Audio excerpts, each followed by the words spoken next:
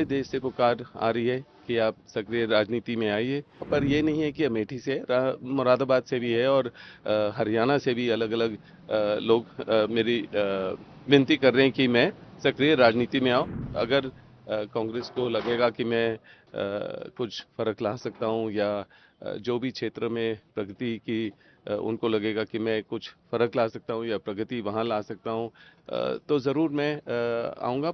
मेरा यही सोच है कि सेक्युलर रहना चाहिए और धर्म की राजनीति से दूर होना चाहिए और जो जो असल में लोग के मुद्दे हैं उसके बारे में प्रधानमंत्री जी जो को बात करनी चाहिए और उसके बारे में ध्यान देना चाहिए कि हम प्रगति की ओर कैसे जाएं।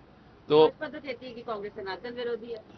नहीं, देखिए, मुझे पता है कि मेरा परिवार पूरा सेक्युलर है और एक सेक्युलर देश के बारे में सोचता है हमेशा। और राजीव जी और इंदिरा जी के टाइम से भी वैसा ही सोच है।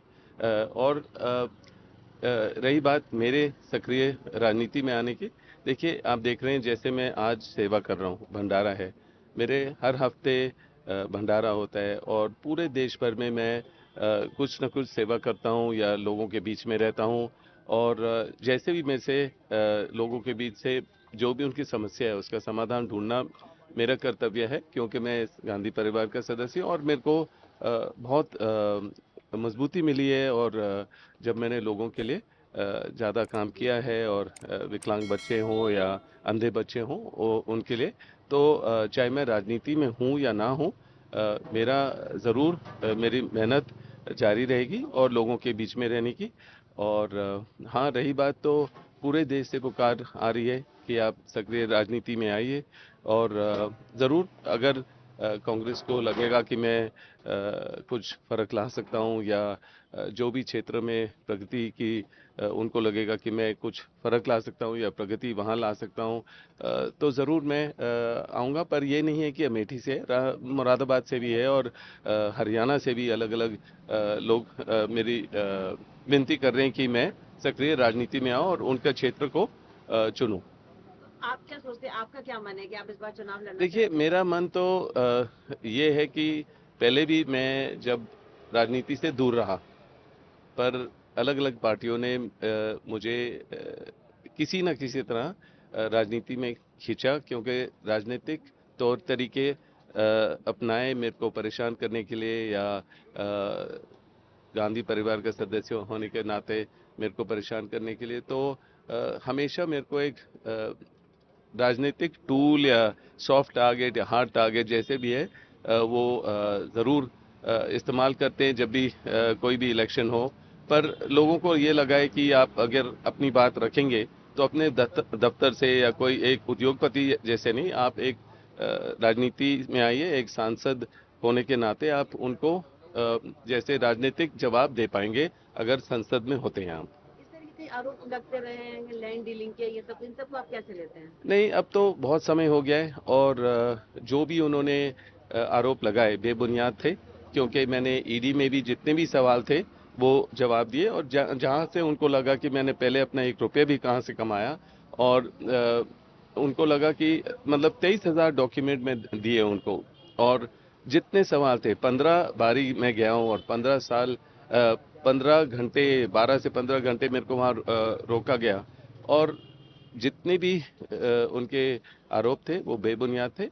और आपको दिखेगा कि जब भी इलेक्शन का समय होता है या जो बीजेपी की नाकामियां सामने आती हैं तो आपको दिखेगा कि मेरा नाम जरूर इस्तेमाल होता है। स्मृति ईरानी जी अडानी का कोई फोटो ले लेंगे, पर वही कुछ साबित नहीं कर पाते हैं और वही मामला टल जाता है जब उनको लगता है जरूरत नहीं है। तो ये गलत है, संसद का समय बर्बाद कर रहे हैं। और जब उनको चुना गया है तो वो ऐसे ऐसी बातों की मतलब उसमें ध्यान दें जहां जैसे मणिपुर में इश्यूज हैं और जैसे भी आजकल प्रचार में जैसे प्रधानमंत्री जी बात कर रहे हैं कि मांस और मच्छी के बारे में, वो मतलब ये क्या टॉपिक्स हैं जो पूरे देश में इस चीज की बात करने की जरूरत पड़ रही है उनको अपने प्रचार में। और यही चीज वो आज वेस्ट बंगाल जा रहे हैं, वहां तो बात नहीं कर पाएंगे मच्छी के बारे में। और बिहार में भी वो ऐसी बात, आज वहाँ बिहार में भी जा रहे हैं। तो जो ये जो बेफालतू बातें हैं, इससे एक प्रधानमंत्री की सोच के बारे में पता चलता है, और ये पता चलता है कि वो देश के बारे में क्या सोच रहे हैं, देश के लोगों को क्या सोच रहे हैं, और वो एक तरीके से देखते हैं लोगों को। ये नहीं देखते कि हमारे देश में बहुत कल्चर है, हेरिटेज है, और सबको एक्सेप्ट करना चाहिए। क्या क्या उनकी जो उनकी नहीं सोच नहीं, जो उनकी वो है, जो अगर वो अपने भगवान, जिस भगवान को मानते हैं और जो खाना चाहेंगे वो फ्री है, डेमोक्रेसी होती है, तो उनको फ्री रहना चाहिए, उनको डेमोक्रेटिक रहना चाहिए। पर वो जो ये जो फेयर की पॉलिटिक्स है, जो डर बिठा दिया है लोगों में कि वो व्हाट्सएप नहीं कर पाते हैं, या मतलब कि कुछ बोल नहीं पाते हैं, ये चीज, ये माहौल हमारे देश के लिए प्रगति नहीं लाएगी। लोग छोड़ के जाएंगे जो उद्योगपति हैं, लोग परेशान रहेंगे। तो इस तरीके की राजनीति प्रगति की ओर नहीं जाएगी। ठीक है, लोग अभी मीडिया में कुछ देखते हैं, पर आप लोगों से बात करेंगे रोड पे, आप उनकी बात समझेंगे, आपको लगेगा कि दुख दर्द बहुत है, लोगों में डर है। और जो बांटने की जो राजनीति हो रही है, खाली जब अयोध्या का भी मंदिर पूरा बना भी नहीं है, और काफी पुजारी तो गए भी नहीं थे, और ऐसे मुद्दों को इस्तेमाल करना राजनीति के बिल्कुल समय पर, 6 महीने पहले या 1 साल बाद कर सकते थे। पर ये सारा दिखाई दे रहा है कि ये राजनीतिक प्रचार है, ऐसे मुद्दे इस्तेमाल करना। और आप देखेंगे कि जो गठबंधन जो बना है, वो मतलब बहुत मजबूत बना है। और आप अगर गठबंधन के जो लीडर हैं उनको आप हवालात में बंद करते हैं, और ये चीज़ भी 6 महीने और 1 साल पहले हो सकती थी। पर इन चीज़ों में मैं सहमत नहीं हूं, और जब मैं जो बोल रहा हूं, मेरा अनुभव है लोगों के बीच में रहने का, और इसी से मेरा जो सोच है ये सामने है आपके पास। उन्होंने जिस तरीके से, जिस लालच से लोगों को खींचा है, कभी उन्होंने ये सोचा है कि मतलब कि वो लोग परिवार से नहीं आए, उनके परिवार राजनीति में नहीं थे? उनके परिवार राजनीति में थे, वो कांग्रेस में थे, उस टाइम भी उनके पिताजी, उनके माताजी, या जैसे भी है उनके परिवार के लोग, वो रूल कर, उनके भी संसद में थे।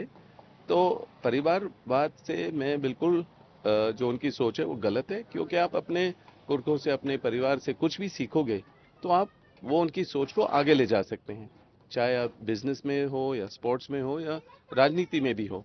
तो मैं इससे बिल्कुल सहमत नहीं है कि परिवार के बात की बात करेंगे।